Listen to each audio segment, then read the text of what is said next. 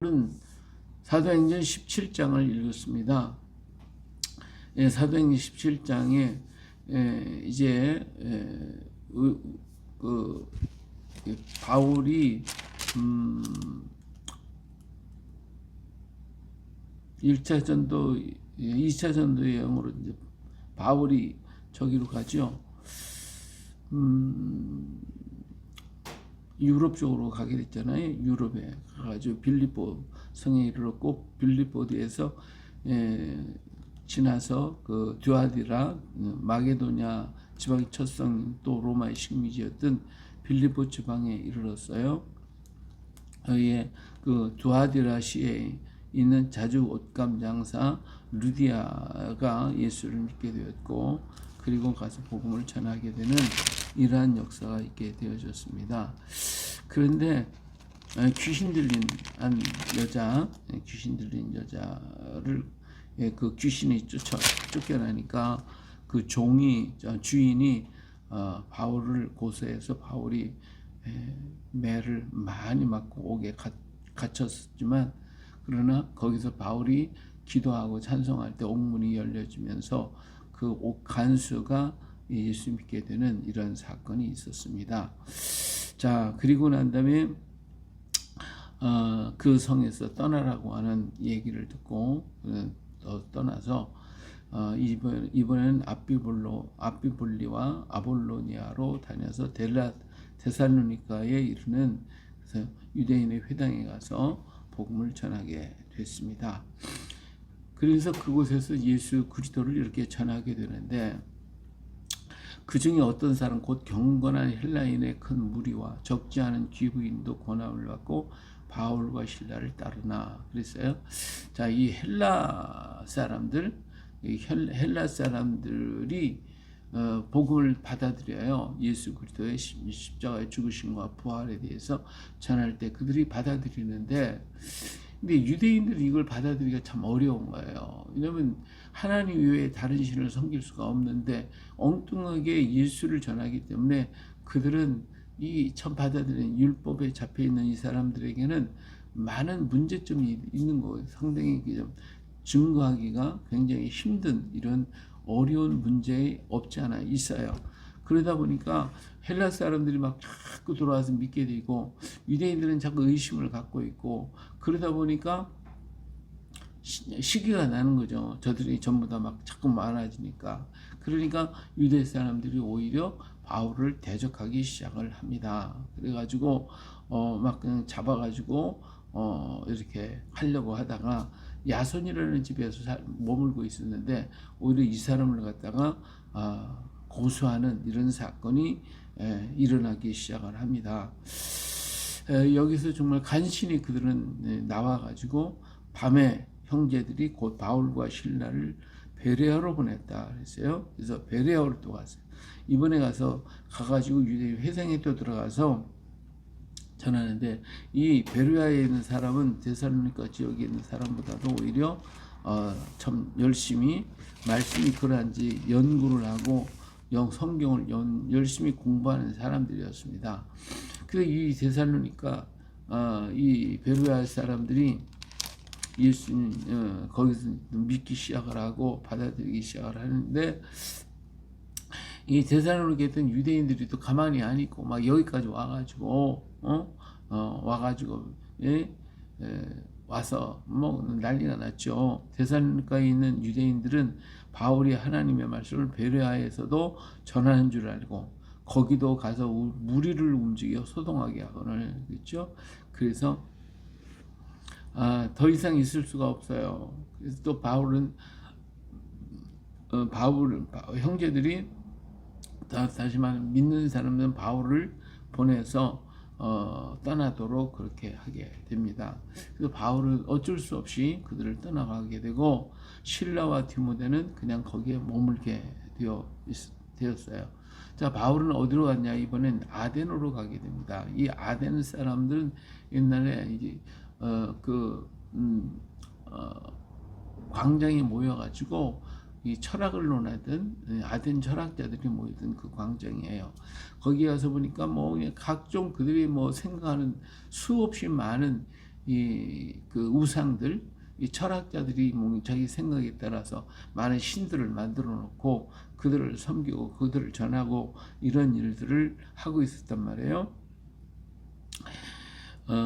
그래서 여기 보니까 회당에서도 역시 유대인과 경건한 사람들과 또 장터에서는 날마다 만나는 사람들과 변론하니 어떤 에피쿠로스와 스토아 철학자들도 바울과쟁론할세, 그렇죠? 그 스토아 철학자들, 이런 사람들이 뭐 계속 날마다 뭐 말장난하는 거죠. 말로다가 뭐 신들을 만들어내고 그리스도 신화를 만들어내고 이런 수없이 많은 이야기로 논쟁을 가지니까 수많은 신화들을 에서 나타나는 그런 신상들, 그런 우상들 이런 것들을 뭐 전부 다 만들어놨지만 또 어떤 쪽에 보니까 뭐 자기들이 믿어야 할 신이 어떤 신인지조차도 알지 못하는 이러한 이상한 일들이 막 일어나게. 뭐 철학자들이니까 뭐 그것도 인정하는 거죠. 저것도 인정하고 다들. 근데 그들 앞에 가서 바울이 가서 전하는 거예요. 전하는데 바울이 이렇게 얘기를 하지요. 22절에 보니까 바울이 아레보가 바고 가운데 서서 말하되 아덴 사람들아 너희를 보니 범사에 종교심이 많다. 정말 종교심이 많구나. 그죠?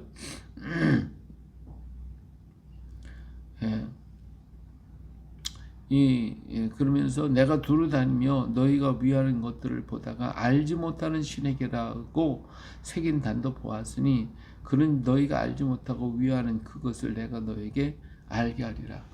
지금 수많은 철학자들 뭐 생각대로 했지만 신은 있긴 있는데 그 신이 어떤 신인지 또 어떤 신을 믿어야 할지 신을 알 수가 없는데 신은 있는 것 같은데 알 수가 없거든요. 이게 이러한 여러 모양의 그 철학자들 그리스도 철학자들이 스토아 철학자들이 논쟁을 하고 얘기하는 그곳에 서서 너희들이 알지 못하는 그 신들 그 신에 대해서 내가 말하겠다. 천지 만물을 창조하신 바로 그분이다 하면서 쭉 얘기를 하면서 하나님에 관한 거 그리고 난 다음에 하나님께서 이렇게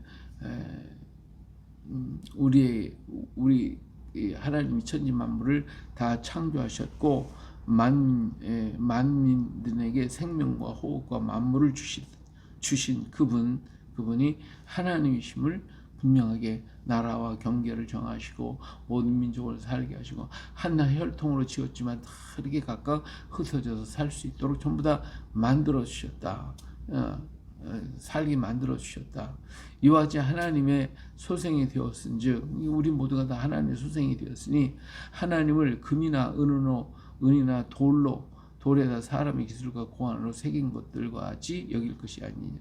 그러니까 하나님이 무슨 돌로 만들고 우상 만들고 이것저것 만들어 놓고 뭐 그리스 신화에 수없이 많은 아폴로 신이 뭐고 이 수없이 많은 신들이 이 진정한 하나님은 천지 만물을 지으시고 우리 인류를 한 혈통으로 지었고 각 나라와 경계를 삼아서 다 거주하게 하고 이렇게 했는데 그 하나님을 우리가 뭐 돌을 만들고 섬긴다고 그게 하나님이냐 여기에 대해서 아주 반박을 하는 거죠. 그리고 인간이 만든 어떤 건물이나 인간이 만든 어떤 것에 거주할 수 있는 분은 아니다. 그러니까 그 하나님을 우리가 바로 알아야 된다. 그래서 알지 못하는 시대에는 하나님이 간구하셨거니와 이제는 얻은 일 사람에게 다 명하사 회개하라 하셨으니 이는 정하신 사람으로 하여금 천하를 공의로 심판할 날을 작정하시고 이에 그를 죽은 자 가운데 다시 살리신 것으로 모든 사람에게 믿을 만한 증거를 주셨으니라 하시니라 하고 얘기를 하면서 예수 그리스도를 자연스럽게 죽은 자 가운데 부활하신 예수 그리스도를 대해서 증거하게 되는데 이 철학자들이 처음 듣는 얘기거든요. 도대체 무슨 말을 하는지 알지를 못하는 거예요.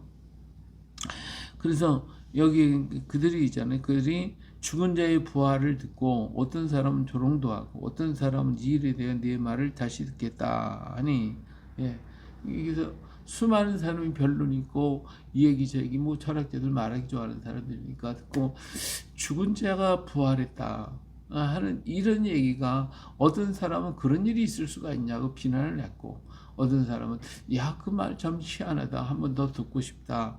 이렇게 해서 또 다시 들어보고 싶어 하고, 또 그 중에 몇 사람은 믿게 되겠다. 그래서 여기 몇 사람이 그를 가까이 하여 믿으니, 그렇죠?